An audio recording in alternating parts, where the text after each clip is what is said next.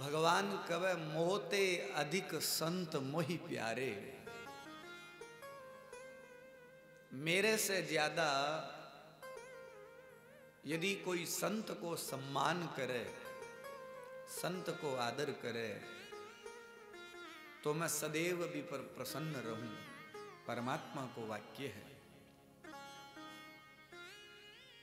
इस धरती के ऊपर परमात्मा ने सरलता के माध्यम से, ज्ञान के माध्यम से, प्रेम के माध्यम से यदि कोई प्राप्त करने में समर्थ है, तो वे प्रेमा भाव भक्ति के द्वारा इस धरती पर अनेक भक्त परमात्मा ने प्रकट करके दिखाया।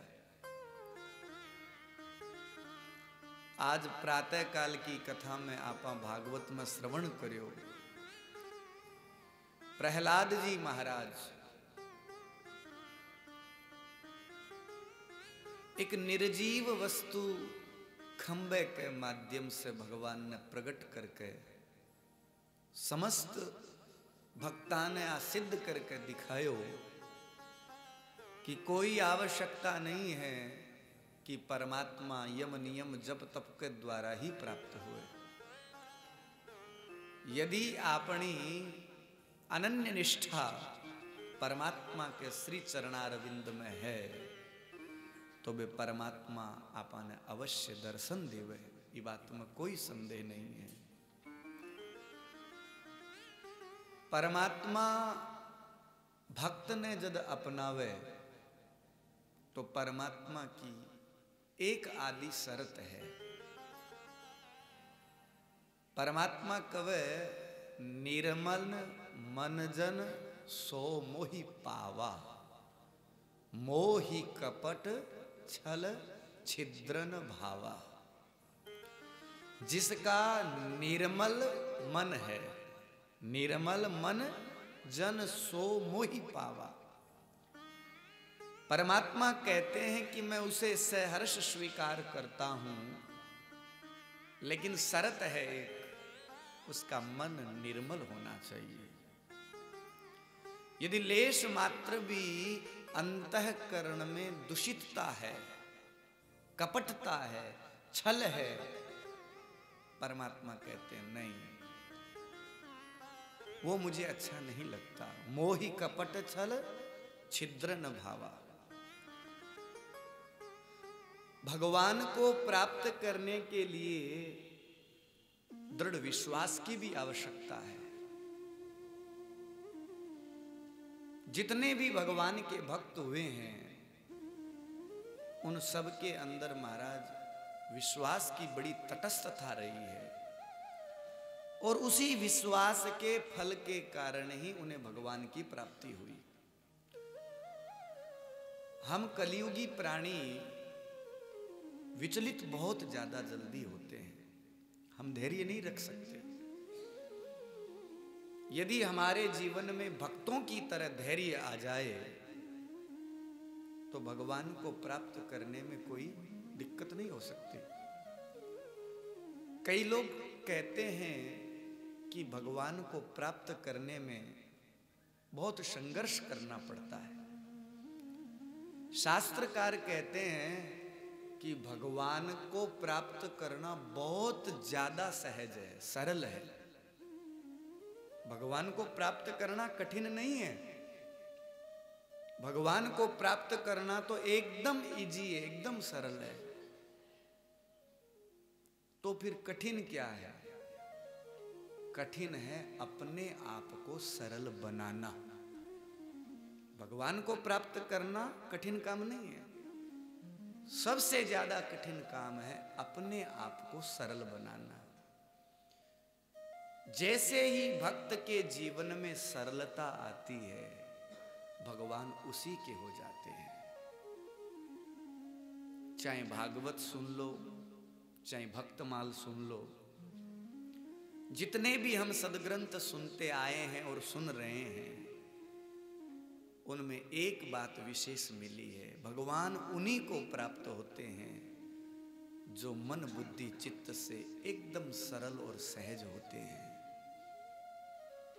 जो ज्ञानी हैं उनको भगवान इतनी सरलता से प्राप्त नहीं हुए। जो वैरागी है उनको भगवान इतनी सरलता से प्राप्त नहीं हुए। लेकिन जो सरल और सहज है उनको चुटकी में भगवान मिल गए। रामचरितमानस में हम लोग दो उदाहरण देखते हैं। एक रावण है और एक उसका भाई विभीषण है। रावण विद्वान है, तत्व को जानता है, वो ज्ञानी है। लेकिन महाराज विभीषण जो कुछ नहीं जानता उसको पहले भगवान मिल गए। रावण से तो पहले ही मिले, रावण को बाद में मिले। युद्ध के अंदर गति मिली भगवान के द्वारा। रावण ज्ञानी था, विद्वान था, सब कुछ जानता था। उससे पहले मोर्चा मार गए विभीषण जी महाराज। विचार कीजिएगा क्यों मोर्चा मार गए। रावण के अंदर सरलता नहीं थी और विभीषण के अंदर सरलता थी। विभीषण जी महाराज के अंदर सरलता की पराकाष्ठा देखिए आप। एक भक्त के हृदय में विभीषण जैसा विश्वास होना परम आवश्यक है। जब तक विभीषण जैसा विश्वास नहीं होगा तब तक भगवान उसे स्वीकारेंगे नहीं।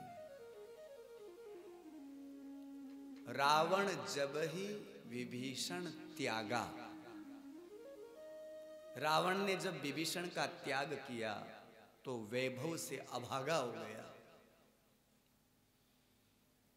लात की मार करके, धक्का दे करके विभीषण को निकाल दिया। आज का यदि कानून होता तो भाई भाई लड़ लेते, जितना संपत्ति पर तेरा अधिकार है उतना मेरा भी है। लेकिन विभीषण के अंदर सरलता है, सहजता है। विभीषण जी ने कहा कोई बात नहीं, विनाश काले विपरीत बुद्धि। जब व्यक्ति का विनाश आता है तो बुद्धि विपरीत हो जाती है। प्रायः हमारे जीवन में भी ऐसा होता है। व्यक्ति के जीवन में जब उतार चढ़ाव आते हैं तो व्यक्ति विचलित हो जाता है। विभीषण जी से शिक्षा लेनी चाहिए। पूरा संसार जब आपका त्याग कर दें तो दुखी होने की आवश्यकता नहीं है। दुनिया के सामने हाथ फैलाने की आवश्यकता नहीं है। उस परम परमेश्वर की शरण की ओर आगे बढ़ना चाहिए। विभीषण जी आकाश मार्ग से रवाना हो गए, साथ में कुछ नहीं लिया है। ऐसा भी मन में ये भाव नहीं आया कि मैं भगवान के पास जा रहा हूं तो कुछ लेके जाऊंगा।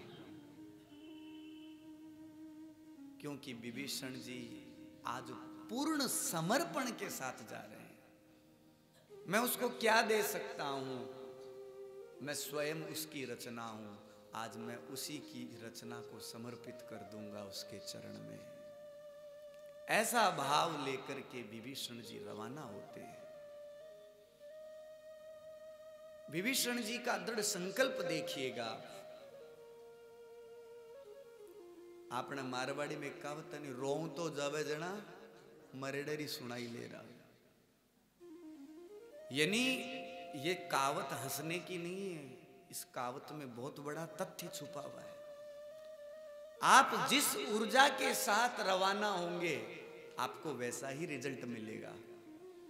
यदि आप सकारात्मक ऊर्जा के साथ रवाना हो रहे हैं, पॉजिटिव ऊर्जा के साथ रवाना हो रहे हैं, तो आपको आगे संकेत भी पॉजिटिव सकारात्मक ही मिलेंगे। और यदि आप घर से नकारात्मक विचारों से युक्त होकर के निकल रहे हैं तो आपको परिणाम भी नकारात्मक ही मिलेंगे। विभीषण जी की स्थिति देखिए आप। धक्का दे करके निकाल दिया, वैभव से दूर कर दिया। हम जैसे लोग होते तो विचलित हो जाते। लेकिन विभीषण जी का भाव देखिए आप। हो सकता है राम स्वीकार करे या न करे, ऐसा भी तो हो सकता था। भाई जो अपने भाई का नहीं हुआ वो हमारा क्या होगा, ऐसा भी तो हो सकता था। लेकिन विभीषण जी के मन में लेश मात्र भी नकारात्मकता नहीं है, पॉजिटिव ऊर्जा, धैर्य के साथ दृढ़ संकल्पता देखिए। विभीषण जी आकाश में उड़ रहे हैं और उनका विल पावर देखिए आप। जिन पायुन की पादकुनी भरत रहे मन लाय, ते पद आज बिलो कहीं इन नई नहीं अब जाए। कितनी बड़ी विलक्षणता है देखिए भगवान। विभीषण जी कल्पना कर रहे हैं कि जिन पैरों की पादुकनी अर्थात खड़ाऊ भरत जी अपने मन में रख करके पूजा करते हैं। आज मेरा सौभाग्य देखिए, ये विभीषण जी की पॉजिटिव ऊर्जा है, सकारात्मक विचारता है उनकी। जिन पायुन की पादुकनी भरत रहे मन लाए, ते पद आज मैं उन चरणार बिंद को देखूंगा। ते पद आज बिलो की हूं देखूंगा। यहां पर कोई आशा की किरण नहीं है, पूर्ण दृढ़ विश्वास है, देखूंगा, कतई संदेह नहीं है। इन नहीं नहीं अब जाए। जैसे ही मैं उन चरणार बिंद को देख लूंगा, वो चरणार बिंद की छवि इन नयनों से कभी जाएगी नहीं। ये दृढ़ विश्वास है विभीषण जी का। विभीषण जी जैसे ही आ रहे थे समुद्र की ओर, किनारे की ओर, जहां पर बांदरी सेनाओं के साथ भगवान राम जी युद्ध की तैयारियां कर रहे थे, लंका पर चढ़ाई की तैयारियां चल रही थी। माता बहनों भाइयों, ऐसा कभी मत सोचना कि हमारे जीवन में कुछ प्राप्त हो रहा हो तो लोग विघ्न डाल देते हैं। ये कलयुग में नहीं है, ये सतयुग, त्रेता युग, द्वापर युग में भी होता था। आप कहनी बीच में पंचायती करने वाला बोला, आंगली लगाने वाला बोला हुआ, बोले महाराज रिश्तो के कर ले, वहां कोई सगो देखण ना आवे तो बीच में आंगली लगाने वाला बोला हुआ, रिश्तो हूं कौन देवे। पर ऐसा प्रश्न आप विचार व्यवहार जगत में देखा, सुना और करा भी है। कोई जरूरी नहीं है कि इस समय में ही लोग विघ्न डालने वाले, उस समय में भी होते थे। विभीषण जी जैसे ही आ रहे थे तो जो राम जी की सेना में लोग थे वो क्या कह रहे हैं, राम जी जानिन जाहि निशाचर माया, काम रूप ते ही कारण आया। इन निशाचरों का कोई भरोसा नहीं है, ये हमारे साथ हो सकता है कोई युद्ध की नीति का भेद लेने के लिए, भेद लेन पठवा 10 सीसा। हो सकता है राम जी, विभीषण जी ने, रावण ने विभीषण को हमारी युद्ध नीति का भेद लेने के लिए भेजा है। राम जी को विभीषण से दूरी करने के लिए न जाने कितने प्रयास किए गए महाराज, क्या क्या नहीं कहा गया, लेकिन राम जी तटस्थ रहे। जब भक्त का विश्वास दृढ़ हो, ईश्वर को मजबूरन तटस्थ होना पड़ेगा। विभीषण जी सामने आए, राम जी ने 2 शब्दों के अंदर सबका मुख बंद कर दिया। निर्मल मन जन सो मोहि पावा, मोहि कपट छल छिद्र न भावा। ये राम जी का जो संकेत है, ये विभीषण के लिए नहीं है, उनके साथ में रहने वाले लोगों के लिए है। जो कह रहे थे जान न जाए निशाचर माया, काम रूप ते कारण आया, राम जी ने सबके मुंह पर ताला लगा दिया। भले ही तुम मेरे साथ में ही क्यों नहीं रहते हो, यदि तुम्हारे हृदय में भी छल कपट विद्यमान है तो तुम मुझे अच्छे नहीं लगते हो, इस भूल में मत रहना। विभीषण जी महाराज की उस विलक्षण शरणागति को देख करके भगवान ने स्वीकार कर लिया। माता बहनों भाइयों, इस उदाहरण को देने का तात्पर्य यही है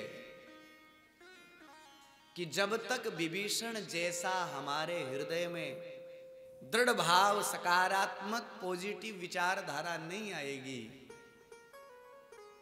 ऐसी ऊर्जा हमारे हृदय में प्रकट नहीं होगी, तब तक भगवान हमें स्वीकार नहीं करेंगे।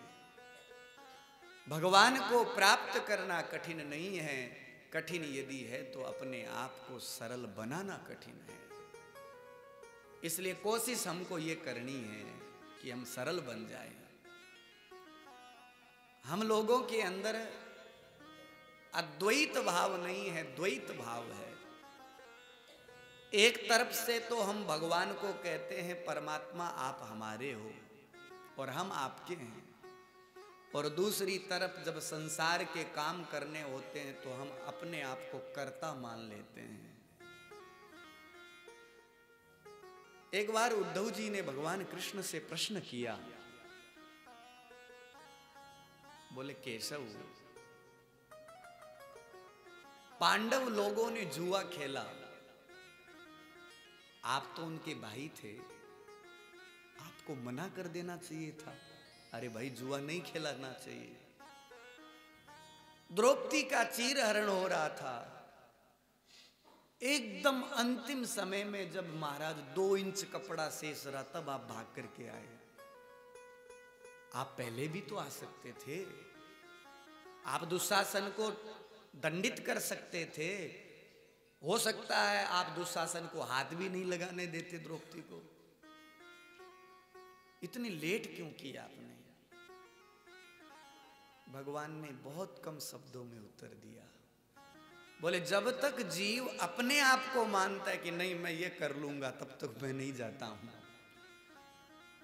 पांडवों ने जुआ खेला, क्या वो जुआ खेलने से पहले मेरे से परामर्श नहीं ले सकते थे? क्या कह सकते थे केशव हम जुआ खेल रहे हैं, आप हमारे साथ में, उनके पास फेंकने वाला शकुनी है तो हमारे पास है, तुम फेंको।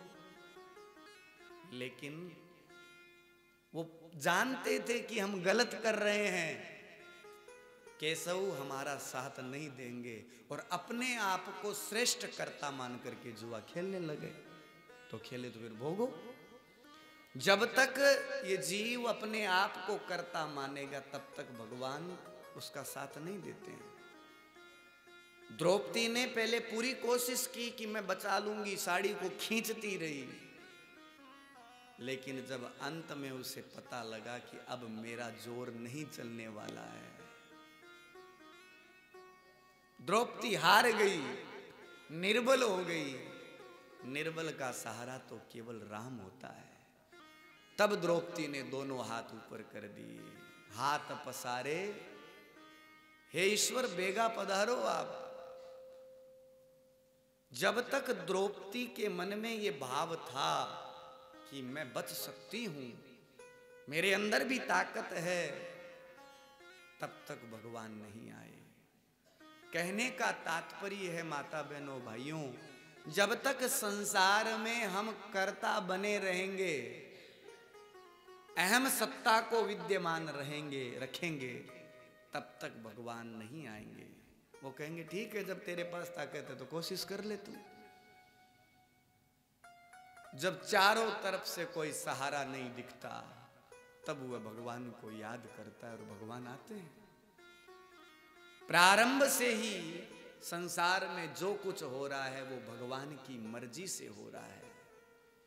हम जैसा चाहते हैं, यदि वैसा हो रहा है तो उसे भगवान की कृपा मानो, और जैसा हम चाह रहे हैं वैसा नहीं हो रहा है तो उसे भगवान की इच्छा घोषित कर दो, कोई दुख नहीं होगा। हम जैसा चाहते हैं वैसा हमें मिल गया, ये भगवान की कृपा है। और जैसा हम चाह रहे हैं वैसा नहीं हो रहा है, अगले की इच्छा है। आपने किसी से मोबाइल मांगा, दे दिया तो अगले की कृपा है, और नहीं दिया तो अगले की इच्छा, भी अगले का धन है। इसमें दुखी होने की क्या आवश्यकता है, नाराज होने की क्या आवश्यकता है। ये दो मंत्र जीवन में धारण कर लो, जीवन में कभी दुख हमें प्रभावित करेगा ही नहीं। जो हमें चाहिए वो मिल गया तो अगले की कृपा है, और जो हम चाह रहे थे नहीं मिला तो अगले की इच्छा है। बात वही खत्म है, रोने की जरूरत ही नहीं है। अपने आप को सरल बना लीजिए। हम लोग कहते कुछ हैं और करते कुछ हैं। जब तक कथनी और करनी में भेद रहेगा तब तक भगवान का दर्शन सुलभ नहीं है। आरती में डेली गाते हैं, मैं मूर्ख खल कामी, मैं सेवक तुम स्वामी, कृपा करो भरता। और घर में आते ही खुद स्वामी बन के बैठ जाता, मैं मालिक हूं इस घर का, ये मेरा घर है। एक तरफ तो हम कहते हैं मैं मूर्ख, मैं खल, मैं कामी, और लोगों को जब ज्ञान देते हैं तो अपने आप को हम दुनिया का सबसे बड़ा विद्वान घोषित कर देते हैं। ये द्वैत भाव जब तक हमारे मन में बुद्धि में रहेगा तब तक भगवान की प्राप्ति असंभव है।